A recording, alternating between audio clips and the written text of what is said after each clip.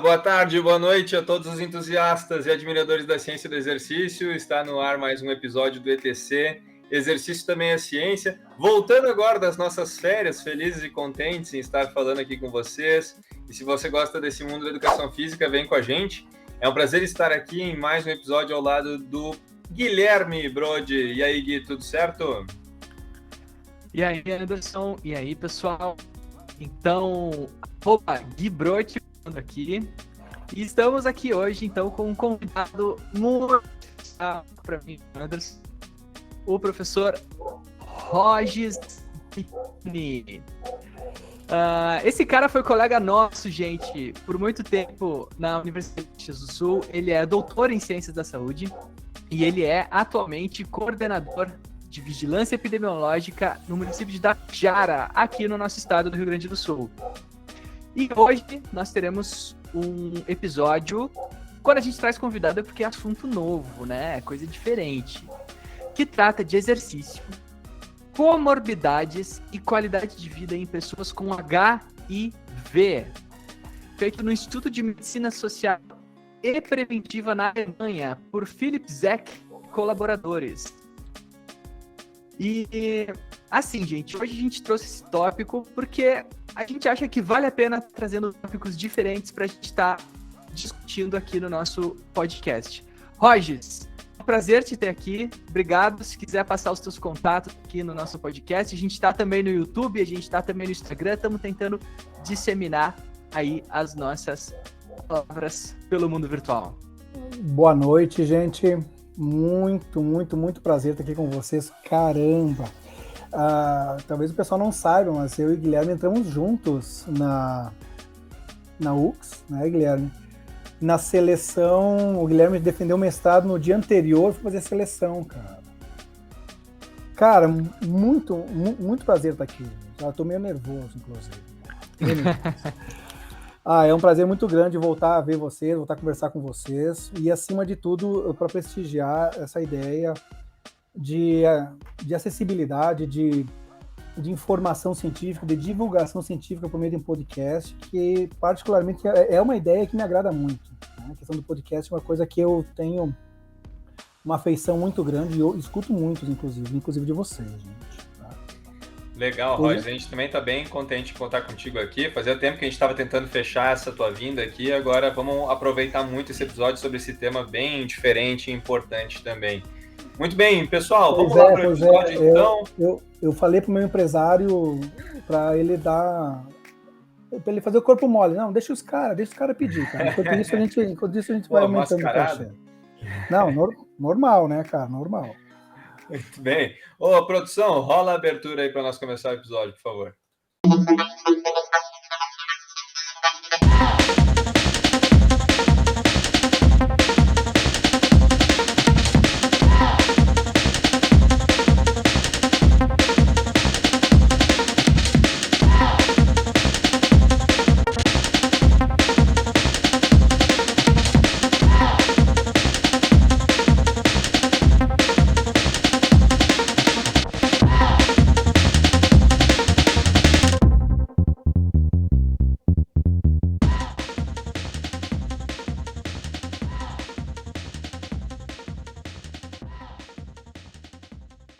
Muito bem, pessoal. Então vamos começar esse programa maravilhoso aqui com a nossa tradicional parte de introdução e justificativa do estudo, né? Onde a gente fala as ideias de por que os autores acharam importante realizar aquele estudo especificamente, né? Então vamos lá com o especialista aqui do nosso programa, o professor Rogis.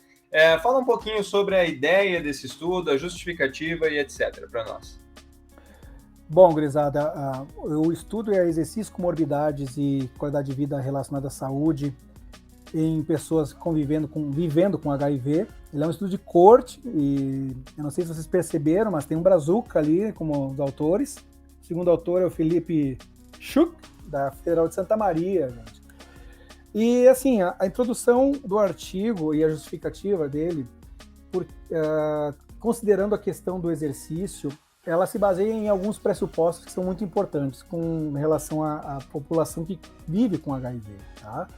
Em primeiro lugar, porque a população que vive com HIV, estatisticamente, ela tem menor adesão a programas de atividade física e exercícios regulares, tá? Por vários motivos, né? Não sei se vocês já trabalharam com pessoas que convivem com HIV, mas basicamente tem alguns aspectos no que diz respeito à própria condução do tratamento, em que muitos deles não se sentem muito à vontade de fazer esse tipo de como é que pode dizer? Esse tipo de atividade, tá? Então eles acabam perdendo muito com isso, porque o fato de eles terem o HIV faz com que muitas dessas pessoas acabam desenvolvendo comumente ansiedade, quadros depressivos que oscilam bastante. Isso dificulta bastante o engajamento deles, tá? Mas fundamentalmente hoje não, em 2018, que é o ano que foram coletados esses dados, é um estudo de coorte chamado HIBS Cohort Study, tá? Existia na Alemanha, que é um estudo alemão, 87.900 pessoas convivendo com HIV. Uau. Isso é um número considerável para o tamanho da Alemanha, tá? E a Alemanha teve um boom de casos dentro da linha histórica, né, do HIV, teve um boom de casos que começou com a queda do Muro de Berlim, onde houve a maior facilidade de acesso à Alemanha, as pessoas foram visitar, o pessoal que estava na Alemanha Oriental começaram a sair, enfim, que teve um aumento considerável. Para sorte não, mas o manejo desse pessoal na Alemanha é muito bom, porque eles têm um sistema de saúde similar ao que é o NHS, né, que é o National Health Service, que seria o SUS do Reino Unido. Então eles têm uma proteção muito boa. Aqui no Brasil, gente, só para falar um pouquinho dessa estatística, e você sabe que eu adoro falar sobre isso, porque é da minha área da saúde pública, né? Nós temos algo em torno de 800 mil pessoas que convivem com HIV, que estão sob os cuidados do SUS, né? Então hoje o tratamento ele vem free, né? Ele vem pelo SUS. E o interessante é que nos anos 90, o Brasil e a África do Sul tinham a mesma prevalência de soropositivos. E as políticas do Brasil foram avançando bastante nesse sentido e tem diminuído, né, drasticamente o número de infectados. Mas enfim, retornando, né, eu sou bem prolixo, me desculpem, gente. Basicamente, a questão do exercício para esse pessoal que convive com HIV, ela é um pouquinho mais difícil, e esse estudo ele avançou bastante, tá? Em primeiro lugar, porque ele não trabalha simplesmente a questão da adesão à prática de atividades físicas.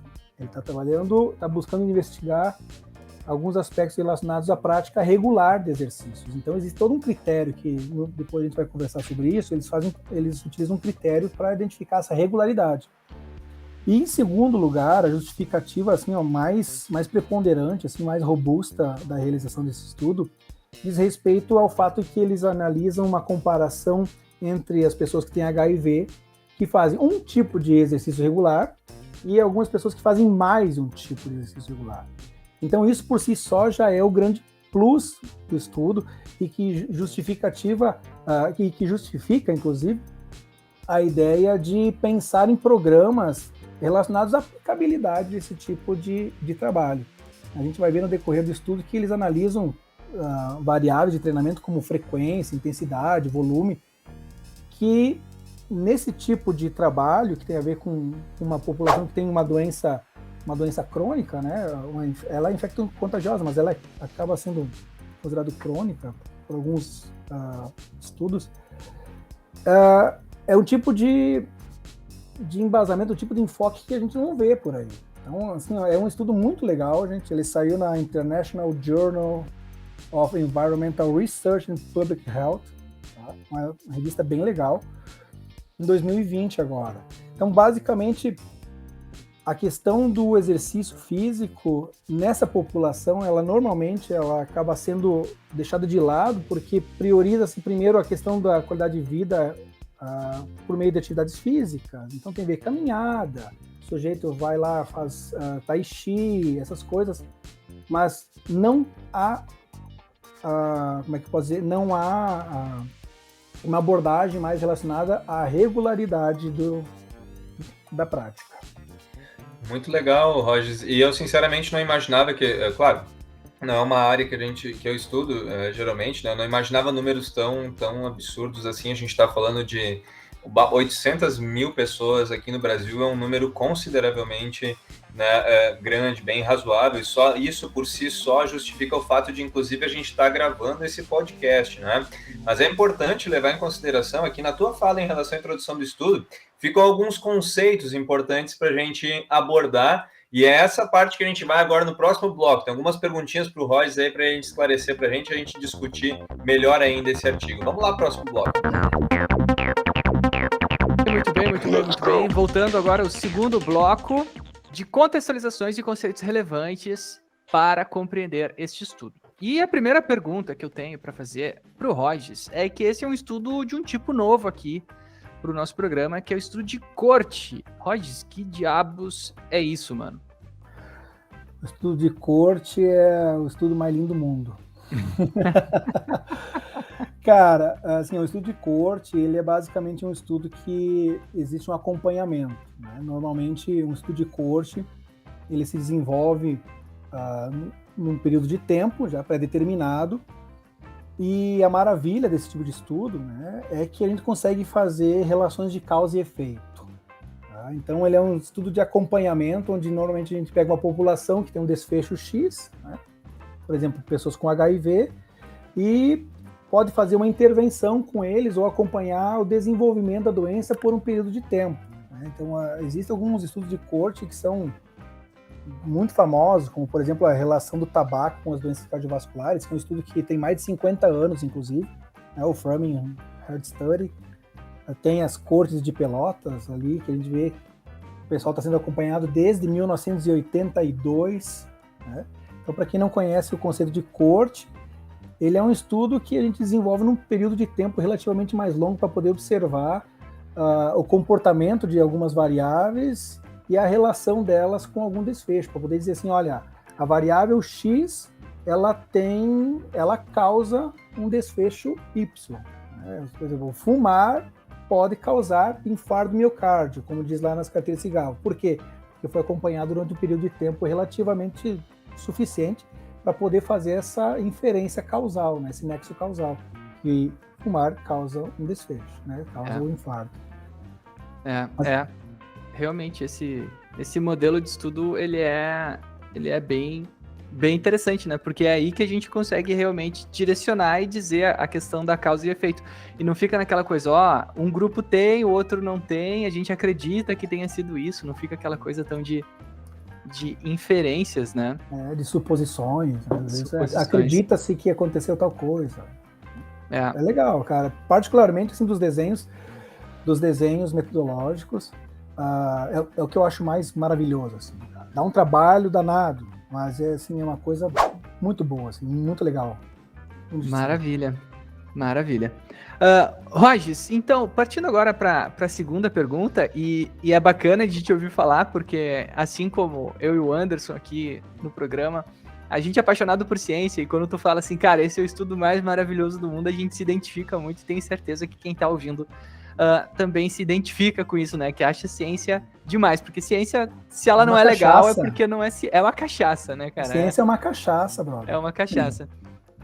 E partindo agora para a segunda pergunta, para a gente também contextualizar, quais são... porque, assim, a gente escuta muito sobre o HIV e tal, do vírus que afeta a questão da imunidade, imunodeficiência adquirida, né? Mas quais são, assim, além dessa consequência clássica, quais são as outras consequências do HIV para as pessoas portadoras do vírus? E o que são essas multimorbidades, né? Essas outras coisas que podem afetar a pessoa além da síndrome propriamente dita? Então, o sujeito, quando ele contrai o HIV, né, o que acontece no organismo? Existe todo um mecanismo imunológico que o próprio vírus, ele acaba, como é que eu posso dizer, acaba meio que manipulando todo o sistema imunológico para não ser percebido. Isso, se não houver uma atenção, um tratamento, ele tende a desenvolver aquilo que a gente chama de AIDS, que é a síndrome da imunodeficiência adquirida. Ou seja, ele vai ter um sistema imunológico deficiente, né? Ele vai ser imunossuprimido. Nos anos 80, quando houve a grande epidemia de AIDS no mundo, e o Brasil também se inclui nessa situação, né? Muitas das pessoas, elas que contraíam o HIV, elas evoluíam para síndrome da imunodeficiência em função de não ter um tratamento adequado que fizesse uma certa, assim, um bloqueio do vírus, que baixasse a carga viral, né? Com o tempo, foram sendo descobertas algumas medicações, e se vocês me permitem, eu vou fazer uma sugestão num documentário chamado Fauci, que tem no Disney Plus, que é sobre o Anthony Fauci, que é o epidemiologista da Casa Branca. Ele está quase 50 anos nesse cargo, e ele foi o cara que deu o estalo que havia uma coisa diferente com relação a alguns casos relacionados a uma população de homens homossexuais que eles tinham uma pneumonia de etiologia desconhecida. Mas voltando, o que acontece com o surgimento das medicações e o avanço natural, né, da indústria farmacêutica nesse sentido, hoje é possível uma pessoa conviver com HIV, que vai conviver até a vida toda, né? Embora a gente tenha uma vacina que está em fase 3 de teste, aí, que está dando resultados bem promissores. O sujeito que ele contrai o HIV, ele tem condições tranquilamente de ter uma qualidade de vida melhor, por exemplo, que uma pessoa com diabetes. Porque a carga viral ela fica indetectável, né? Ela tende a ficar indetectável por meio da combinação de inúmeros medicamentos, né, que são feitos no decorrer do tratamento. Então o sujeito começa tomando dolutegravir sódico, vai tomar ritonavir, vai tomar o AZT em algumas situações, enfim, o médico vai fazendo o acompanhamento dele. E isso evita com que o sujeito que tenha que contrai o HIV, ele tenha o sistema imune suprimido, né, deprimido. Ou seja, então a síndrome da imunodeficiência ela acaba sendo cortada. E é por isso que existe um duplo conceito, que são pessoas convivendo com HIV e pessoas com AIDS. Então nós temos essa divisão clara, né? No entanto, quando a pessoa contrai o HIV e ela não sabe, porque é silencioso, né? Então ela tem o HIV hoje, ele é majoritariamente transmitido por contato sexual, né? Então beijar na boca não transmite, né? Hoje as doações de sangue têm um sistema de controle gigante, assim, que para o sujeito utilizar um sangue que seja contaminado, assim, cara, eu acho que é mais difícil que ganhar na Mega Sena. Mas então, quando o sujeito ele contrai o HIV, tá? E ele não faz essas testagens com uma certa frequência, naturalmente que o vírus vai trabalhar o sistema imunológico para deprimir toda a atividade dele. Então ele vai baixar CD4, CD8, todas as células de resposta imune imediatas ali de sentinela, né, e de memória do sistema imunológico. E junto com isso vem o quadro associado, tá, que são essas multimorbidades. Então um sujeito que ele convive com HIV já num estágio mais avançado, é comum que haja uma prevalência elevada de doença renal, de hepatite C, né? Algumas questões ligadas às doenças cardiovasculares, e em população mais idosa, além dessas comorbidades, se identifica também uma prevalência elevada de hiperlipidemia e hipertensão, que vão avançando tanto na prevalência quanto no agravamento conforme a idade. Esse quadro de multicomorbidades é bastante comum. Por exemplo, eu que trabalho em vigilância epidemiológica, eu trabalho com pessoas que convivem com HIV. Às vezes eles chegam assim, eles vão fazer um teste qualquer, numa campanha, faz um teste rápido lá, deu positivo. E aí o cara chega na vigilância, olha, eu fiz um teste lá na campanha do Novembro Azul, por exemplo, e deu positivo. O que eu faço, cara? Eu tô com AIDS? Não, calma, relaxa, respira, vamos conversar. Aí a gente faz um teste, que é um confirmatório, um teste de sangue, vai fazer um PCR, e aí se vier positivo, o que a gente identifica? Bom, vamos agora fazer um exame de carga viral, para saber o quanto essa carga está influenciando na queda do CD4 e CD8, né, que são as células de resposta imune. A partir daí, junto com todo o protocolo de tratamento, vem também o monitoramento por um médico, né, normalmente infectologista, no que diz respeito ao surgimento desses quadros associados. Tá? Então vamos identificar, por exemplo, que a hepatite C às vezes ela pode ser medicamentosa. Então o cara está com um quadro mais grave, mais acentuado, ele toma bastante remédio logo do início e aí ataca o fígado. Né? O problema disso tudo também, gente, é que em alguns casos o sujeito já tem umas comorbidades e quando ele descobre que tem HIV, ele começa a fazer todo o tratamento, ela pode ser agravada em função da questão farmacológica. Também tem isso. Então, assim, é uma chuva de meteoros, né, acontecendo ali, que a equipe de cuidado, tanto o médico quanto a enfermeira, eles têm que manter no máximo o controle possível e regular essa questão de dose e resposta da medicação. Né? Pode parecer uma coisa muito distante, né? Quando eu trabalhava só com educação física, é uma coisa bem distante, assim, mas hoje eu vejo essas situações e o que a gente observa é que há um rejuvenescimento da população, então 15 a 24 anos, assim, é gigante o número de pessoas com HIV e eles chegam assim saudáveis, né? Saudáveis entre aspas, mas eles não têm essas morbidades que são mais comuns na meia-idade, assim, depois dos 35 anos, né?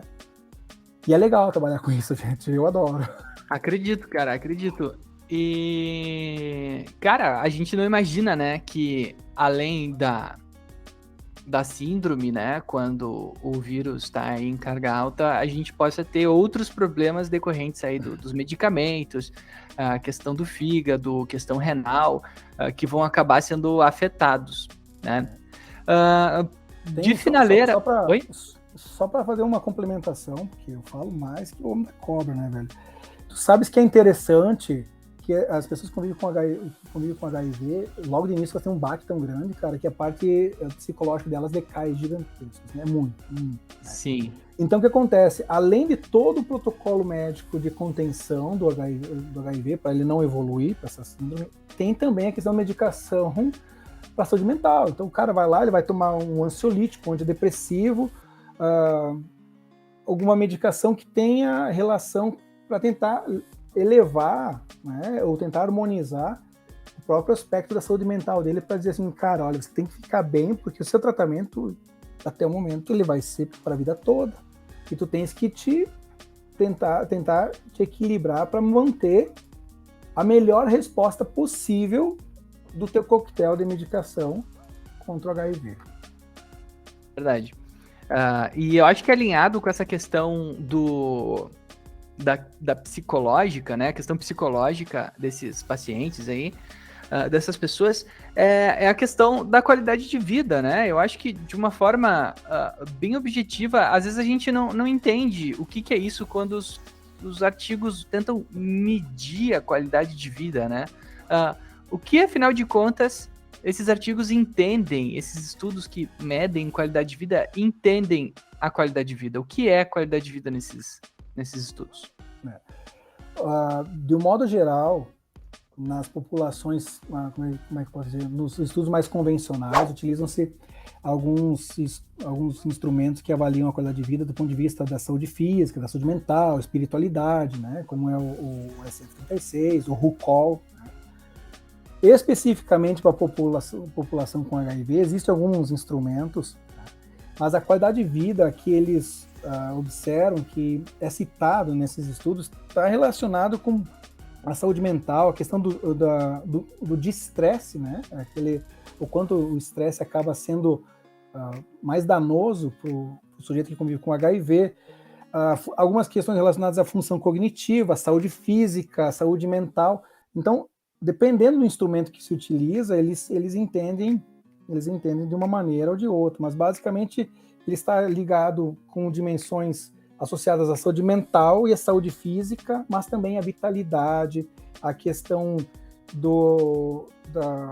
da interação social, inclusive tem alguns instrumentos que avaliam inclusive a interação social do sujeito que tem a HIV, né, que convive com HIV. Muito bem, muito bem. Autocuidado, questões relacionadas à mobilidade, autocuidado, atividades da vida diária, desconforto, dores, né, ansiedade, depressão, enfim, tudo isso é avaliado de uma maneira assim como um grande, né, num grande arcabouço que depois pode ser subdividido para identificar se a manifestação, por exemplo, de dor dele é leve, é moderada, é severa, ou se a interação social dele é maior ou menor, dependendo na época que ele está tomando a medicação. Entendi. Realmente, né, quando a gente fala de qualidade de vida, são vários aspectos, né? E isso é interessante que eles, por meio de questionários, deram um jeito aí de quantificar isso e comparar, né, conforme isso vai evoluindo, conforme a doença se passa. Bom, vamos então para o nosso próximo bloco. Agora, então, ficar sabendo um pouquinho sobre os métodos desse estudo. Então, como que os autores resolveram. Muito bem, senhoras e senhores, a gente já tem toda a parte de importância e justificativa do estudo, como muito bem especificado pelo nosso convidado. Também sabemos agora os conceitos básicos sobre a doença e outras coisas mais relacionadas a esse assunto. E agora a gente tem que saber, partir para o nosso tema principal, de fato, né, os resultados do estudo e tudo mais. Mas, antes da gente falar sobre os resultados e a discussão do estudo, nos toca, né, falar sobre os métodos, então, né? Roger, explica um pouquinho o que esses caras fizeram aí nesse estudo, cara, em termos metodológicos. Eles fizeram um estudo massa, cara. Bom, esse estudo de coorte foi desenvolvido entre 2010 e 2012, num período de 26 meses, tá? Com uma população maior de 18 anos que tinha sido diagnosticada com HIV, tá? Esse pessoal foi recrutado de uma maneira muito legal, assim, eu achei muito legal, que além de alguns institutos e algumas instituições oficiais que trabalham com HIV, eles entraram até numa rede social gay chamada planetromeo.com, né? planetromeo.com, se alguém se interessar, e foram captando essas pessoas, né? Cooptando, na verdade, essas pessoas para fazer parte do estudo. Então, naturalmente, quando você busca trabalhar uma coorte, ele tem um desfecho já definido, a tua amostra ela é direcionada, né? E é bem interessante porque eles utilizaram acima de tudo, como é que é, assim, eles utilizaram um link, né, e foram disparando na rede social, essa planetromeo.com, para as pessoas que se sentissem à vontade clicar no link, responder um questionário para saber se era considerado elegível para esse estudo. Particularmente, eu achei bem interessante essa forma de recrutamento deles, e ainda mais que é uma população que normalmente você tem que ir atrás, né? Ou vai o que acontece? A gente acaba criando um viés nesse tipo de estudo, com esses desfechos, porque, por exemplo, com HIV, para você trabalhar com HIV, você vai ter que ir nas informações oficiais, vai ter que ir nas vigilâncias, vai ter que ir no ministério, e são pessoas que normalmente são assistidas, né, pela saúde pública.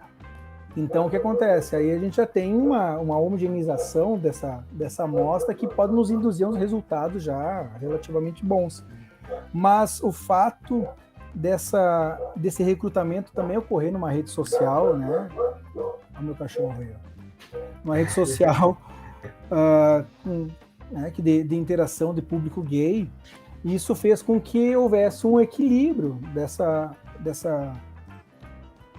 amostra. Cientificamente diferente, assim, né, Roger, do que a gente está acostumado a acompanhar, até mesmo para esse estudo, né? Isso, cara. Para falar bem a verdade, é a primeira vez que eu li um artigo que eles fizeram essa captação de pessoas, né, em função da especificidade da rede social que foi foi com que eles trabalharam. Bacana. Então, a partir do momento que o cara respondia aquele questionário lá, era elegível para o estudo, daí sim, se ele era elegível para o estudo, então daí tinha uma série de outras perguntas que eram feitas para ele, daí, e perante isso o acompanhamento também ao longo daquele tempo, é isso? Isso mesmo. Então, a partir desse momento que ele respondia o questionário, era considerado elegível, tá?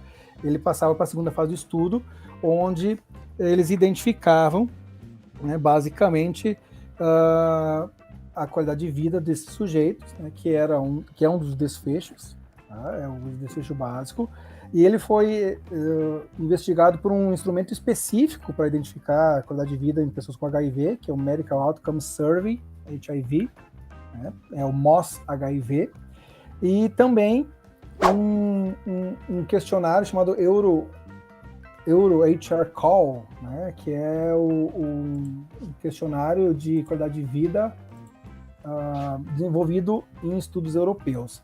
Esses instrumentos eles têm 5 dimensões, 5 níveis, né?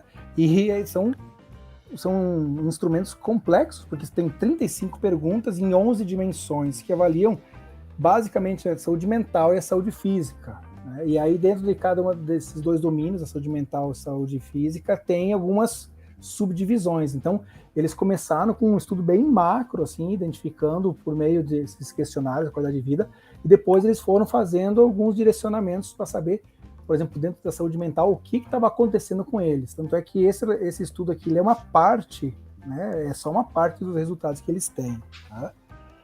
Depois que eles fizeram essa identificação, eles também utilizaram um outro questionário para saber qual era a classificação dentro do que o CDC, né, o órgão americano de...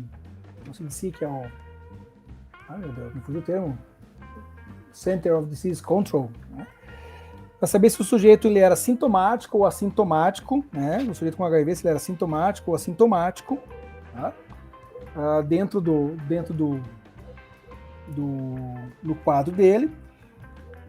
E em seguida, um questionário próprio do estudo, eles identificaram questões relacionadas ao exercício, tá? Que é, depois de toda essa reviravolta aí de HIV, a gente cai no exercício.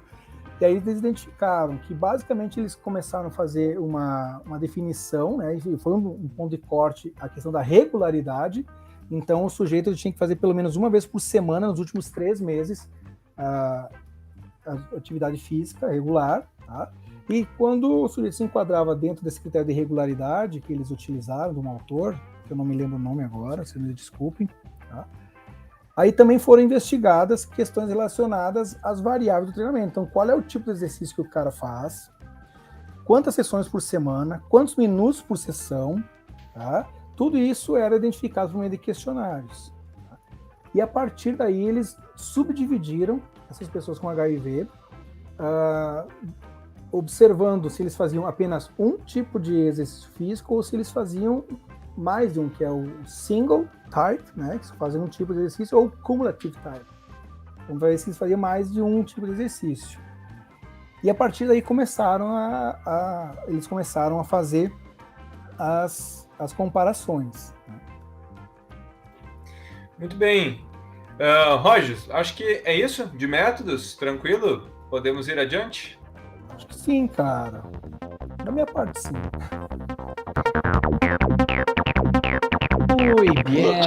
Indo agora para o item resultados desse estudo, né? A gente agora quer saber, né? Qual que é a recomendação de exercícios que esse estudo está trazendo e também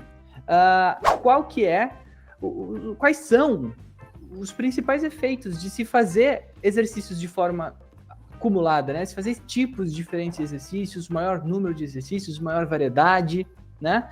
E aí, Rogers, o que tu pode nos trazer aí de resultados principais do estudo que a gente está trazendo hoje?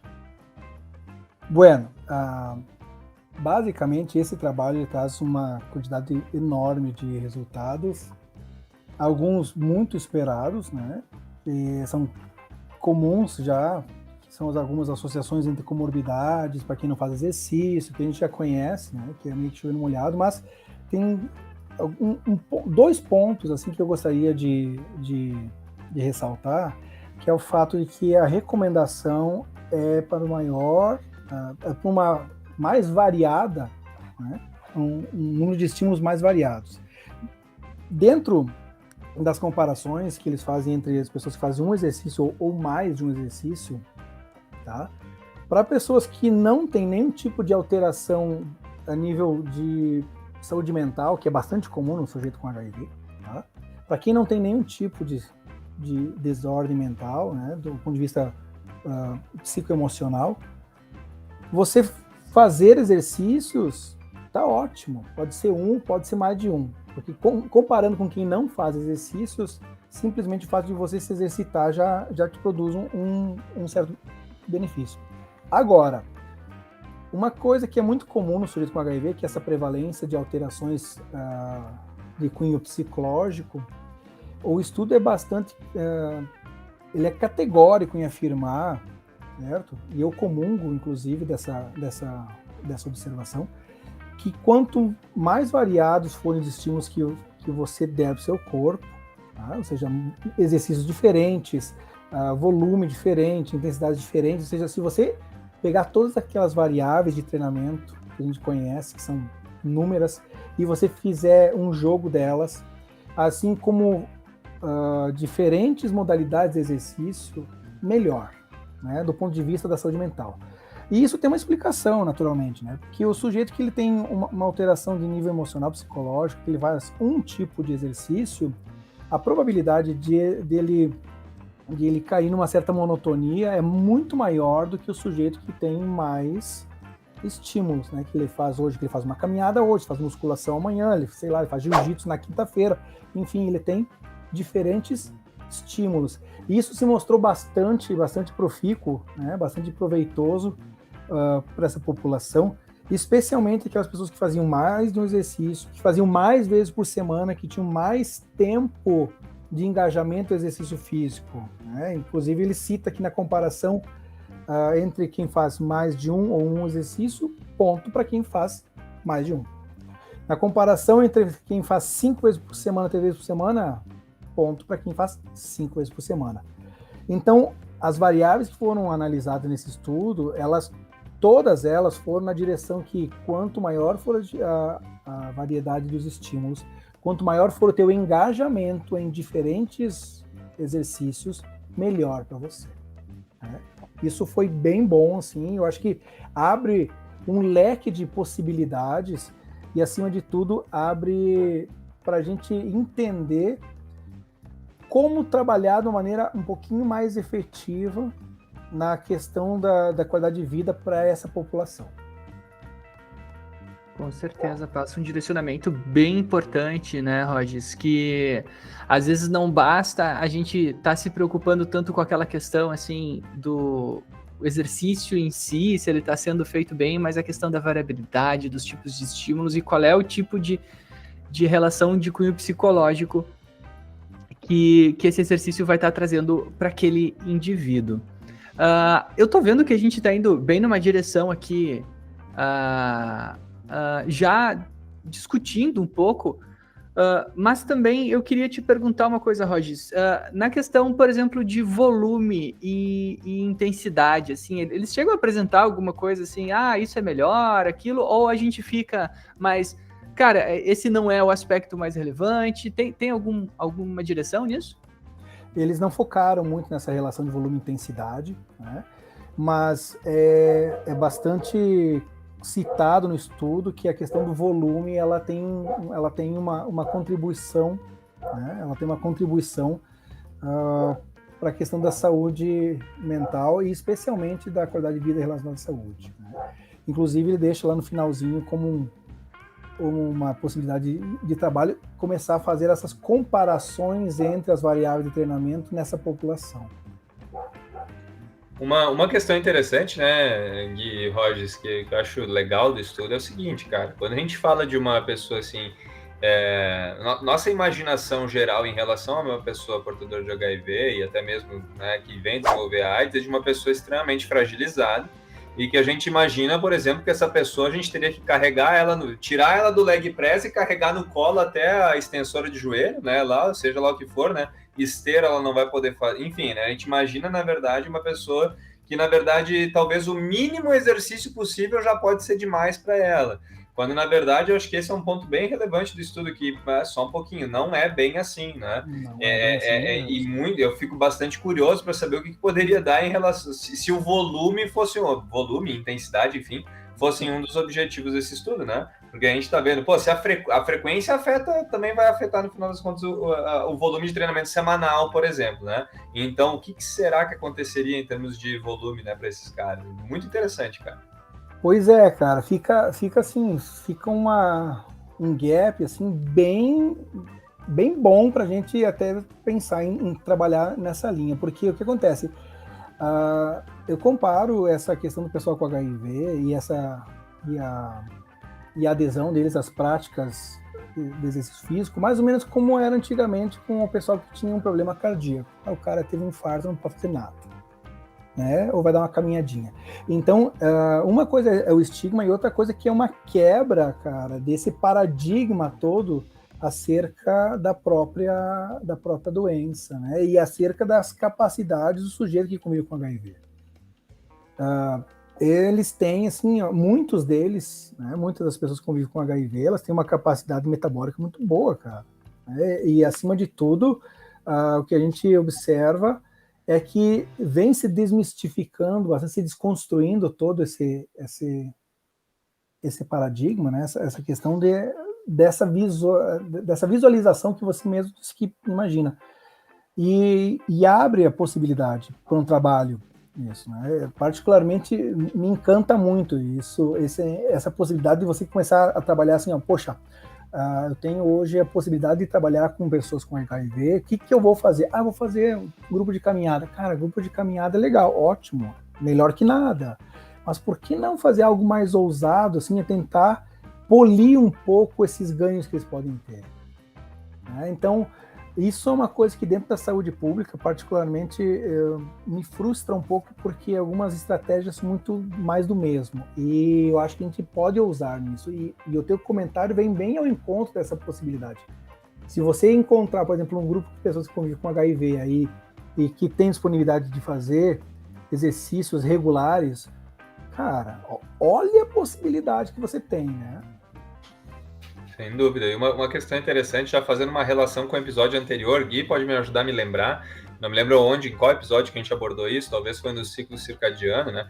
Mas é interessante falar que o exercício, sim, sobretudo no tempo da pandemia que a gente tem falado sobre isso, né?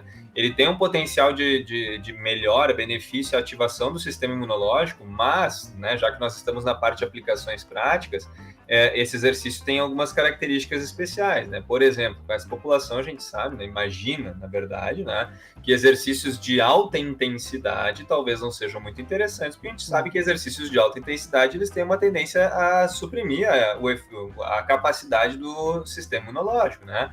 Então, provavelmente, do ponto de vista de aplicação prática, a gente esteja falando que seja mais interessante para esses caras um exercício, por exemplo, de moderada intensidade, que tem um papel, pelo contrário, na verdade, né, ativador, né? Também é uma aplicação prática nesse sentido. Isso aí. E é uma questão de cuidado, inclusive, com a população, né? Mas se você não vai pegar um sujeito desse e trabalhar um tipo de exercício que vai aumentar o tempo da janela imunológica, que pode suprimir o sistema imunológico dele. Aí é jogar contra o patrimônio. Aí não faria sentido nenhum. Nenhum, cara. E, nenhum. Roger, eu tenho uma pergunta, cara, super importante, tá? Porque o estudo teve uma metodologia voltada para a parte, né, que nem tu mesmo falou, né, que conseguiu sujeitos num site de relacionamentos gays, né? Cara, explica um pouquinho para nós o seguinte, até tem uma questão relacionada a um preconceito histórico relacionado a essa doença. Cara, os gays têm uma maior incidência dessa doença na população homossexual? Essa é a primeira pergunta. E se sim, se ela existe, não sei o que vai dizer, se ela existe, por quê? Né? Se ela não existe, também por quê? Enfim, fala por quê. Cara, depende do local, assim, né? No início sim era muito mais frequente, mais prevalente, mais incidente, inclusive, né, na população gay. Mas hoje o que se observa é praticamente um equilíbrio entre homossexuais e heterossexuais no que diz a respeito à prevalência. Para vocês terem uma ideia, a gente tem ondas, né? Existiram ondas de contaminação. Assim, por exemplo, tive uma época que o público no Brasil, pelo menos, mais infectado eram idosos, né? Sim, porque o que acontece? Os homens tinham relações extraconjugais e contraíam o vírus e passavam para sua parceira. Aí acabavam falecendo e a senhora ficava viúva, né? Ficava viúva. Aí ela namorava um outro vovozinho lá e aí, de repente, os dois se contaminavam. Teve isso também, cara. Hoje... Que loucura! Não, teve isso aí, cara. Tem uma época que proporcionalmente, o número de casos entre idosos era maior que os outros estratos etários. Hoje, o que se observa é uma maior exposição, uma maior contaminação em jovens, especialmente meninas de 15 a 24 anos. E não só por HIV, por outras ISTs também, cara. Porque está muito associado com o seguinte, hoje você tem, por exemplo, a gente entra num outro leque, né, cara, que é a tal da PrEP e PEP, né, que são as profilaxias pré-exposição e profilaxias pós-exposição. São medicações que, se você tiver sido exposto a uma situação de contato com alguém com HIV, você pode tomar. Então, por exemplo, uma mulher vítima de estupro, ela vai lá e solicita, junto à vigilância epidemiológica, PEP. Então, ela toma 28 dias uma medicação que é para tentar inibir a proliferação, né, do HIV. Agora, por exemplo, tem casais em que um dos parceiros é soropositivo e outro não é, e que esse sujeito que não é soropositivo, ele toma PrEP, que é uma profilaxia pré-exposição. Então, ele faz uso de uma medicação que evita a contaminação, né? Então já abre um outro leque. Mas não, cara, hoje em dia eu não posso falar com certeza, mas a diferença que existe entre a incidência de HIV entre homossexuais e heterossexuais, ela praticamente não existe aqui no Brasil, cara. Assim, se houver, assim, não é significativa, cara. Interessante, cara. E olha só, uma outra coisa também importante, até mesmo foi falado por ti anteriormente, né, Rogers? Até relativamente pouco tempo atrás, pouco tempo considerando a gente que já está ficando velho, né?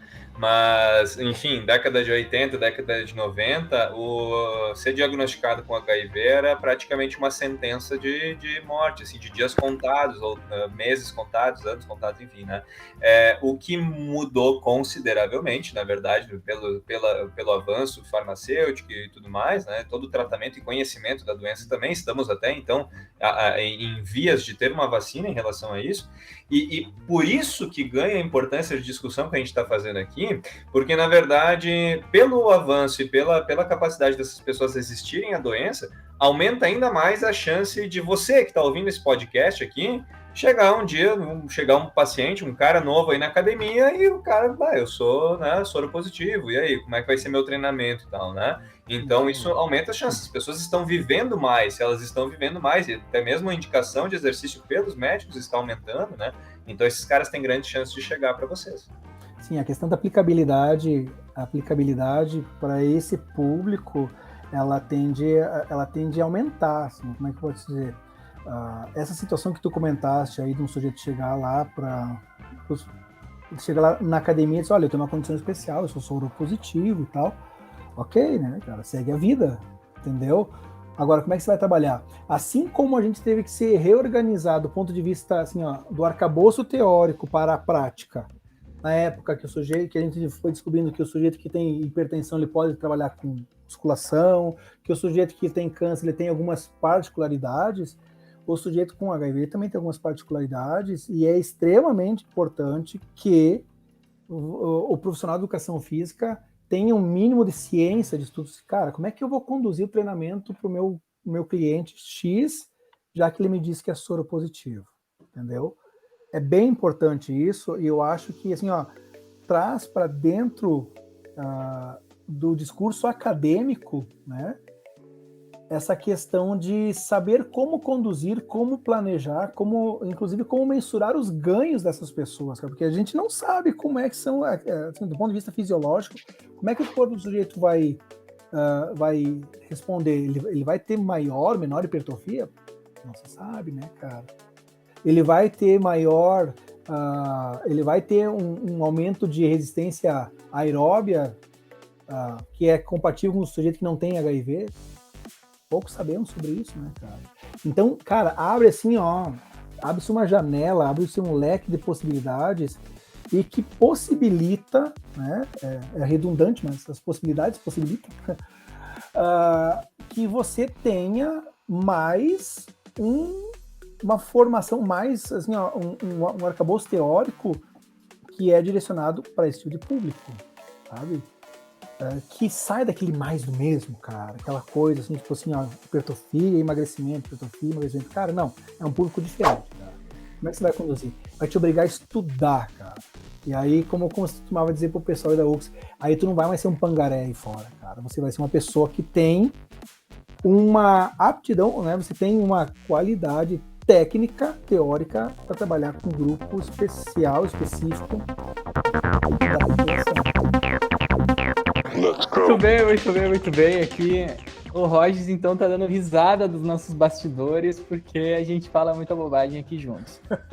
E muito bem. Pessoal, @Guibrote falando aqui com vocês. Obrigado por terem acompanhado esse episódio. E fica sempre aquela dúvida, né? Será que isso que o Rogers falou é verdade? Será que não é? Galera, vocês só vão saber se vocês forem lá e lerem o arquivo aqui no nosso link na descrição, direto para a referência original. E busquem depois as referências, as citações, para ler mais e se aprofundar mais vocês mesmos naquele tópico.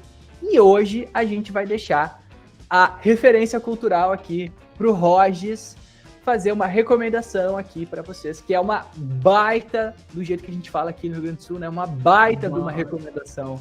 Né, Rogers? Qual é a recomendação de hoje? É só uma? Ou mais, quantas quiser, cara. Bom, fica então eu vou abusar, então, já que a gente teve uma conversa. Bom, em primeiro lugar, eu queria dizer o seguinte, gente. Qualquer coisa, a culpa é minha, tá? Porque eu falo horrores e se eu fugir do tema e fico prolixo, é um problema que eu tenho, sério. Mas a dica cultural, na verdade, são duas dicas, tá? E são 2 filmes. Um deles está relacionado com o tema, que é a questão do HIV, e o nome do filme é Clube de Compras Dallas. Eu só não sei em qual plataforma de streaming vocês vão encontrar, mas se vocês não encontrarem nenhuma, vocês podem ir buscar no Pirate Bay. Tá? Lá tem. Se não tiver no Pirate Bay, não existe. É verdade. Tá?